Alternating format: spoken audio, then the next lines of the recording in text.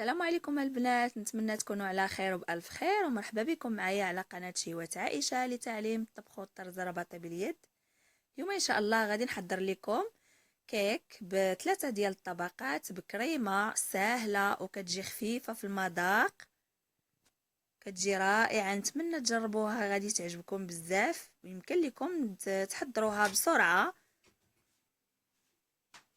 وبلا ما نطول عليكم نخليكم مع تتمة الفيديو وفرجة ممتعة على بركة الله. باش نحضروا الجينواز ديالنا غادي نحتاج ل5 ديال الحبات كبار نتاع البيض، وغادي نضيف رشة ملح، كيس ديال السكر فانيلا، 170 غرام ديال السكر سنيدة او السكر الخشن، وغادي نضيف راس ديال معلقة صغيرة ديال نكهة الحامض، كتعطينا نكهه زوينه في الكيك ديالنا او في لاجينواز ديالنا. غادي نطربوا الكل مزيان حتى يولي الخليط اللون ديالو ابيض.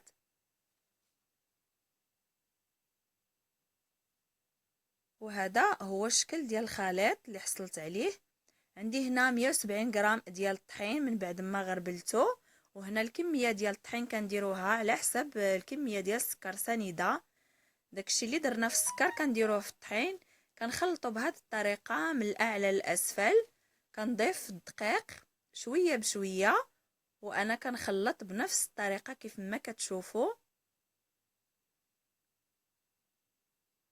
وفي الاخير كنضيف نص معلقه صغيره ديال الخميره ديال الحلوى او البيكين باودر مع الكميه المتبقيه ديال الدقيق، وكنضيفها للخليط وكنخلط بنفس الكيفيه كيف ما كتشوفوا. في هذه الاثناء انا سخنت الفران على درجه حراره 120 درجه. غادي ندخلو لاجينواز ديالنا طيب على نار مهيله، غادي نشعلو عليها غير من التحت ونتلاقاو فيما بعد. وغادي نحضروا السيرو اللي غادي نسقيو به الجينواز ديالنا. عندي هنايا عصير ديال الحامض تقريبا حامضه، ربع كاس ديال السكر سنيده، وكاس ديال الماء. غادي نوضعوا الخليط ديالنا او السيرو ديالنا على النار، مجرد ما يغلو ننزلوهم على النار. وغادي ننتقلوا باش نحضروا الكريمه ديالنا. غادي نحتاج نصف لتر من الحليب، وغادي نحتاج الكريمه السائله بدون سكر 200 ملم. غادي نخلطوا الكل مزيان حتى تبدا تخلط ليا الكريمه او تبدا تعقاد. ومن بعد غادي نضيف ليها كيس ديال كريمه شونتي بنكهه الفانيلا. كتجي رائعه هاد الكريمه وخفيفه ولذيذه في المذاق. غادي نخليو الكريمه ديالنا تخلط لينا مزيان، وفي الاخير غادي نضيف قياس نص معلقه صغيره، ما غاديش نكترو. غادي نضيف النكهه ديال الحامض الكريمه ديالي كيف ما كتشوفوا. هذا هو الشكل ديالها. غادي نغطيها ونخليوها في الثلاجه تبرد مزيان وترتاح.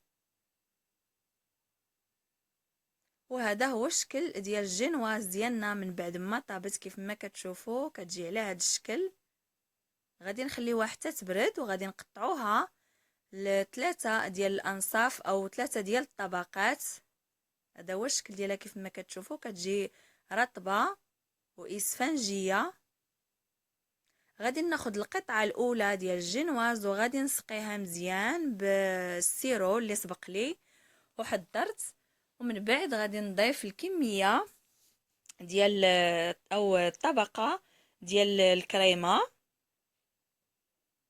غادي نسرحوها على هذا الشكل كيف ما كتشوفوا.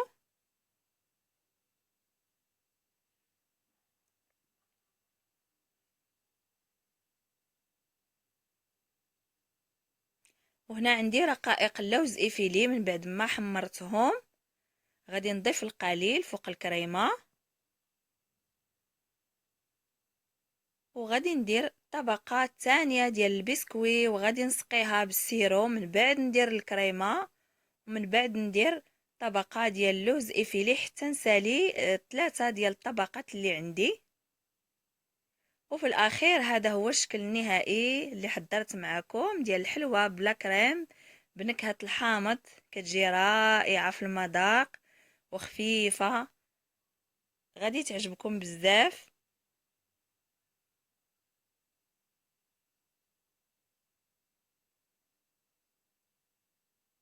وما تنساوش تضغطوا على زر الاشتراك وزر الاعجاب باش يوصلكم اي جديد للقناه. والى اللقاء في فيديو اخر ان شاء الله.